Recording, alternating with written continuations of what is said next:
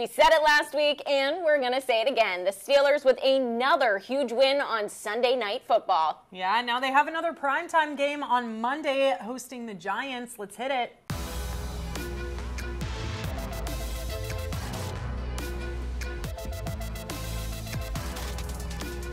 What's up, everybody? It's week 8 of the NFL season, so you know what that means. Episode 8 of Every Blade of Grass with Cole and Cass. Alongside Cassidy Wood, I'm Suzie Cole, and the Pittsburgh Steelers with a big dub on Sunday night at Acrisure Stadium, 37-15 against the New York Jets, dismantling them, should I say. And quarterback Russell Wilson, not so impressive in the first half, but man, did he make up for it in the second. Yeah, Suze, I don't think either of us could have predicted this huge win by the Steelers. I mean, my score prediction, I said they were going to run away with it with a field goal, but yeah, they ended up, as you said, dismantling the Jets.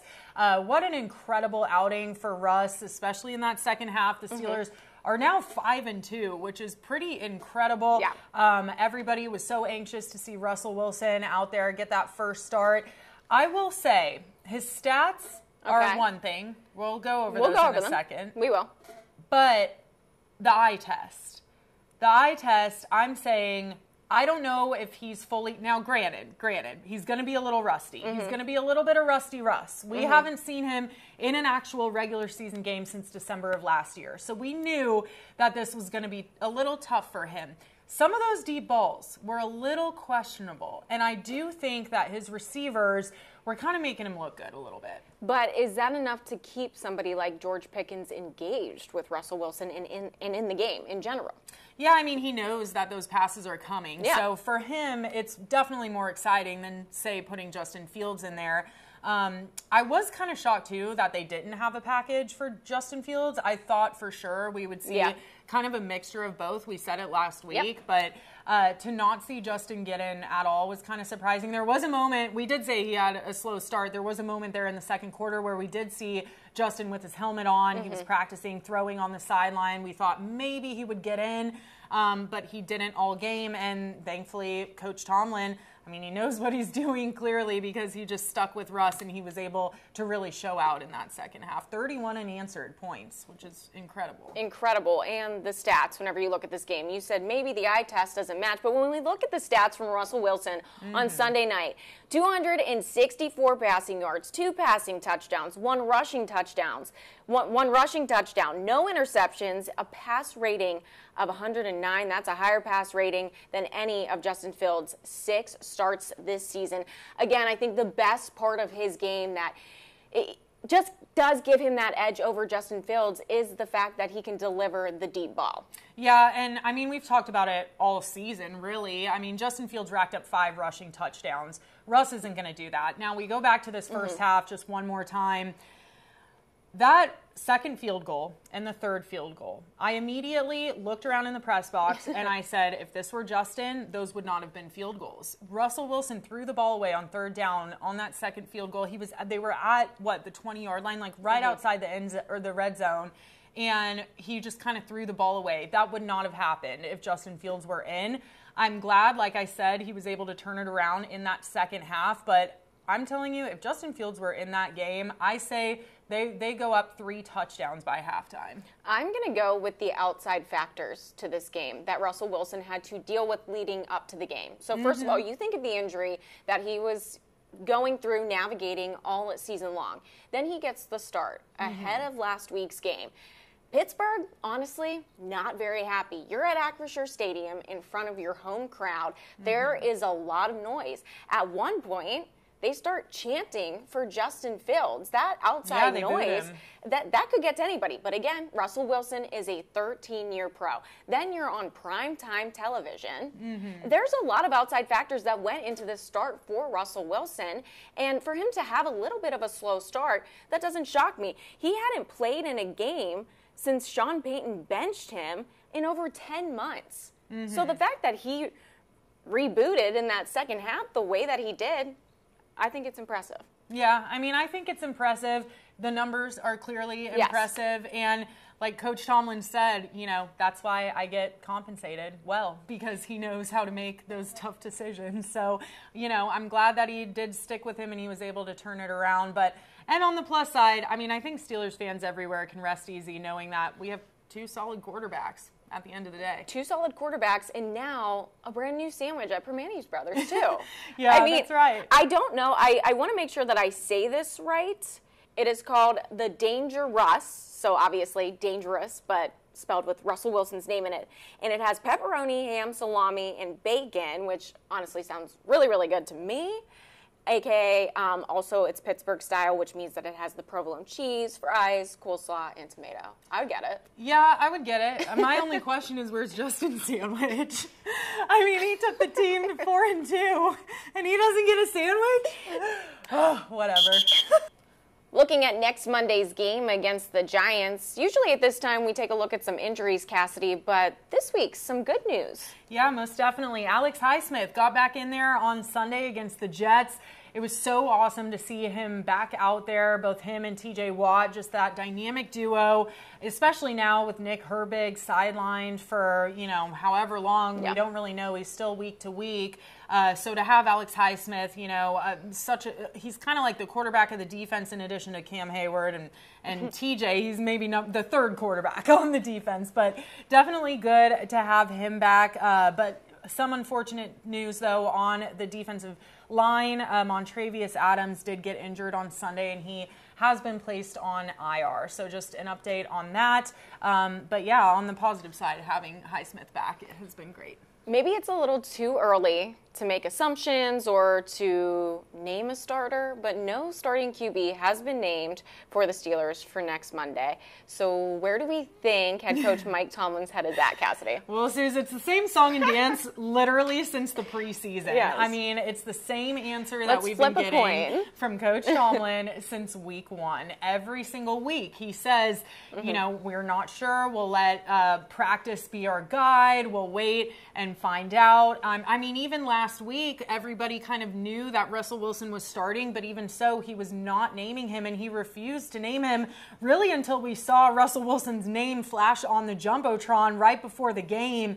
That was when we finally knew for a fact he was starting, because up until then, it was just a lot of speculation. George Pickens accidentally dropping the ball and saying that Russ is the starter. So a lot of speculation. I have a feeling it's going to be the same situation this week.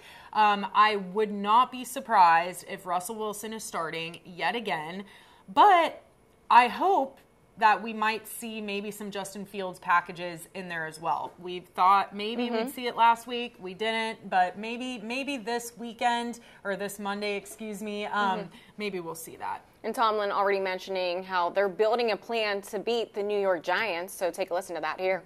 We're building a plan to beat the New York Football Giants this week. We got 2 capable guys. We're going to ready them. They both need to be ready to work. And welcome to halftime, where we do a little fun and talk about something that was maybe outside of the white lines. Of course, Sunday night, the 50th anniversary of the 1974 Steelers were honored. That first Super Bowl, Super Bowl IX. It was so cool seeing all those legends back. Also, before that, though, our very own Bob Pompiani emceed an event, a dinner, honoring all of those great legends that really built the foundation that this entire franchise has been living on now for 50 years. Yeah, when you look at that win 50 years ago, it was that 16-6 win over the Minnesota Vikings. Terry Bradshaw was leading that team. When you look at the names on this team, Joe Green, Lynn Swann, Jack Lambert, the late Franco Harris, and the list goes on. Again, Bob hosting that alumni weekend dinner that was hosted this past weekend and halftime of the Steelers game against the Jets. Let's talk about that, Cassidy. Suze, I had chills. I really had chills. When they all walked out, it was just such an incredible moment. Kind of unfortunate because Terry Bradshaw and Jack Lambert and Jack Ham were not in attendance, but everybody else was. You mentioned the late Franco Harris.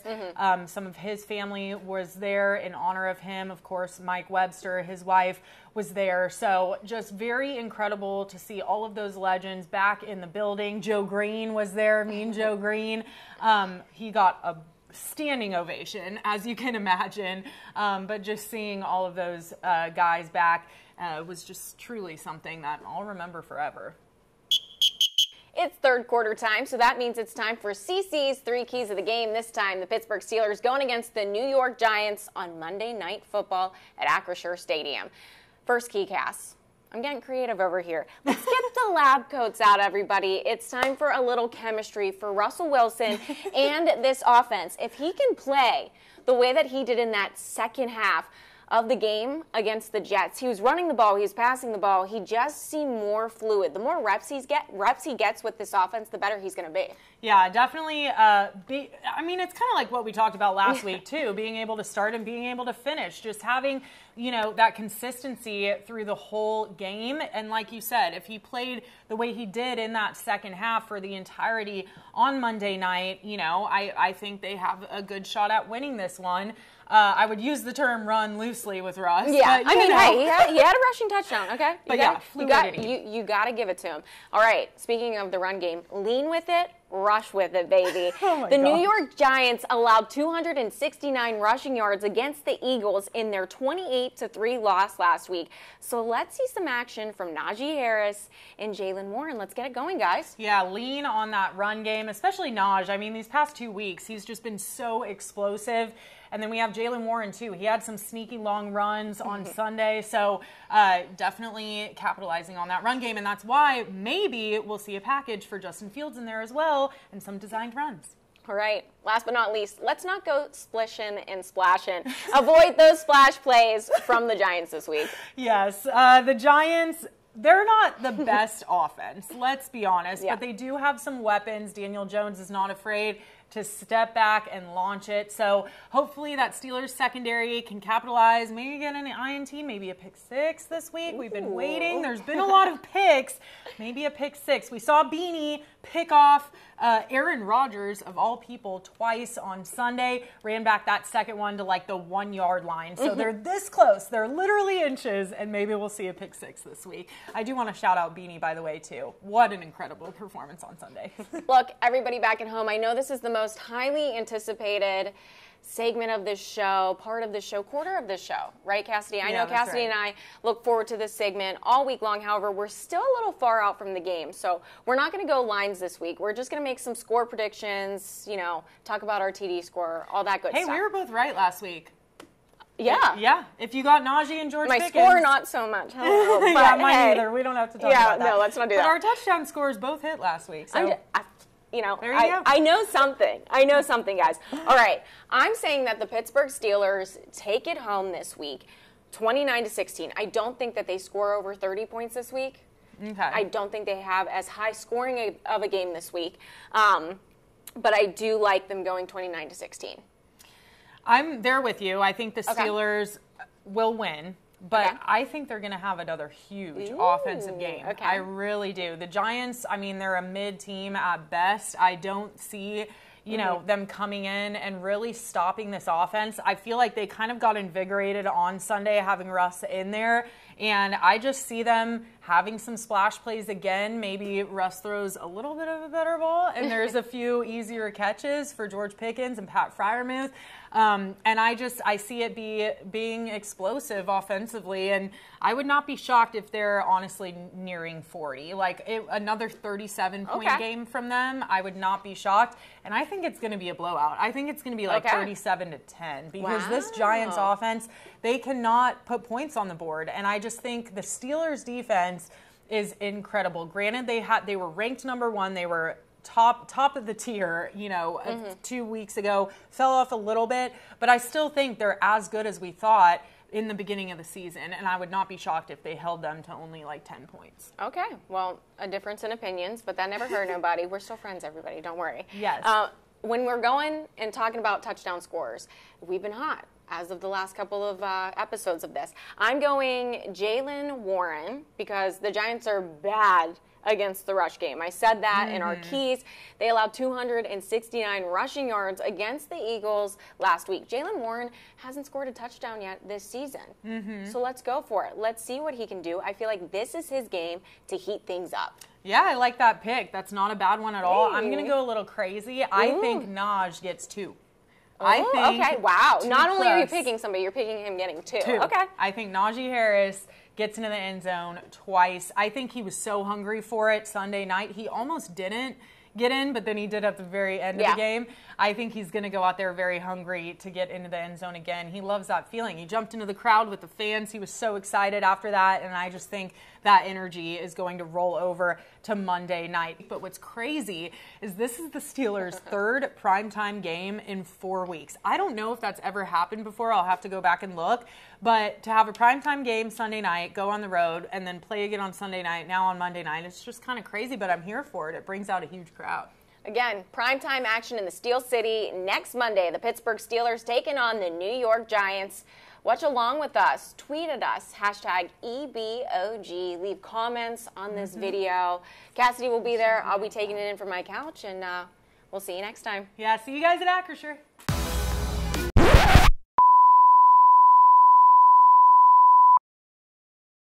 Okay, wait. Can we talk about the jerseys on Sunday really quick? I mean, we talked about the 50th anniversary celebration. However, we didn't discuss the jerseys, which I feel you have a little bit of a hot take on. Yeah, kind of. I don't think the throwbacks are very different from the ones they currently wear. I get their block letters. I get that. But, I mean, especially from the press box, you can't really tell the difference. Monday night, though, the color rush jerseys. We're going to pick our favorite jerseys, but I'm just going to pick mine right now. It is the color rush. It is so sharp. The black on black, the yellow just pops. Yeah. It's electric. I mean, I feel bad picking that as well, but that would have to be my favorite. It's the most modern. Obviously, the classic black jersey. The classic, but like this is just, it is so sharp. Yeah, what do you think about the Bumblebee ones? It's a look. It reminds me of rugby. It does. It really does. Okay, that's it. Next time. That's it.